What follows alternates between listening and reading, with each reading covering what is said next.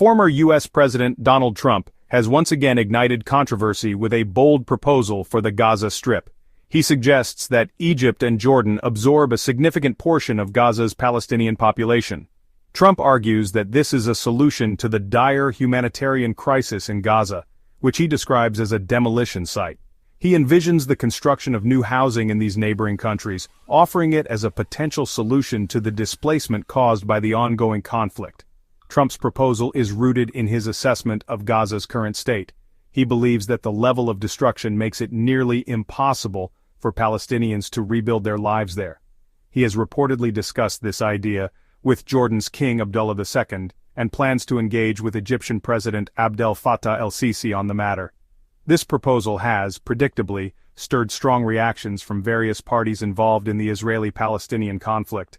The proposal marks a significant departure from traditional U.S. policy, which has historically focused on a two-state solution. Trump's critics argue that this plan amounts to a forced displacement of Palestinians from their homeland. They see it as a way to solidify Israeli control over the region and erase Palestinian claims to statehood. Trump's supporters, however, argue that the current situation in Gaza is unsustainable.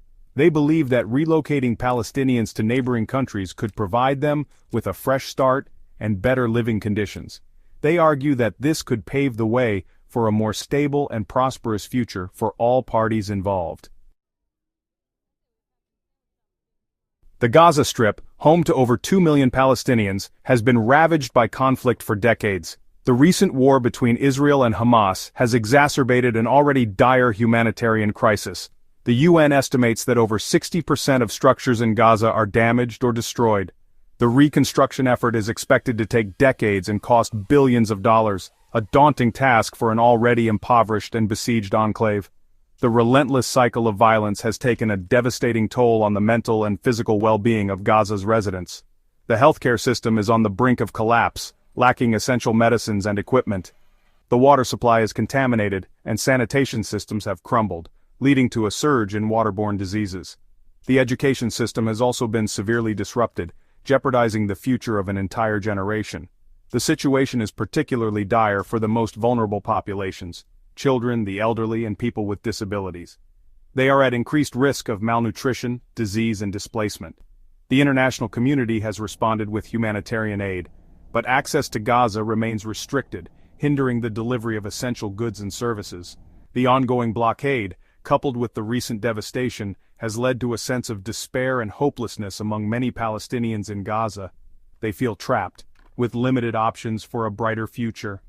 The international community faces a moral imperative to address this humanitarian crisis and work towards a just and lasting solution. Trump's proposal has been met with widespread condemnation from Palestinian leaders and citizens alike. They view it as a blatant attempt to strip them of their homeland and erase their national identity. Hamas, the de facto governing authority in Gaza, has denounced the plan as ethnic cleansing and vowed to resist any attempt at forced displacement. Palestinian Authority President Mahmoud Abbas has also rejected the proposal, reiterating his commitment to a two-state solution based on pre-1967 borders. He argues that Palestinians have the right to live in their own independent state, free from occupation and displacement. Independent Palestinian politicians have echoed these sentiments, emphasizing the need for a just and sustainable solution that upholds Palestinian rights and aspirations. Ordinary Palestinians in Gaza have expressed outrage and frustration at Trump's proposal. They argue that they have the right to remain on their land and rebuild their lives. They view the plan as a continuation of decades of dispossession and injustice. Many Palestinians fear that accepting relocation would mean giving up on their dream of an independent Palestinian state. The Palestinian people have shown remarkable resilience in the face of adversity, but their patience is wearing thin. They are demanding an end to the occupation, an end to the blockade, and a just resolution to their plight. The international community must listen to their voices and work towards a solution that respects their dignity and rights. Trump's proposal has sent shockwaves through the international community, raising concerns about a potential shift in U.S. policy towards the Israeli-Palestinian conflict. The proposal represents a departure from the long-standing U.S. position of supporting a two-state solution, which has been the cornerstone of international peace efforts for decades. The The European Union has expressed skepticism towards Trump's plan, reiterating its commitment to a negotiated two-state solution. Russia has also criticized the proposal, calling it unrealistic and counterproductive. Arab states have largely remained silent on the matter, but there are concerns that such a plan could destabilize the region and fuel further conflict. The international community is grappling with the implications of Trump's proposal, which could have far-reaching consequences for the Israeli-Palestinian conflict and the broader Middle East. The plan has the potential to undermine decades of diplomatic efforts and further complicate the search for a just and lasting peace.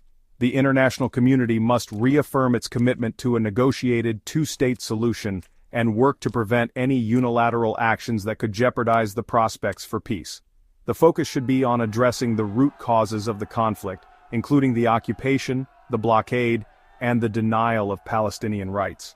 Only through a just and equitable solution can there be lasting peace and stability in the region.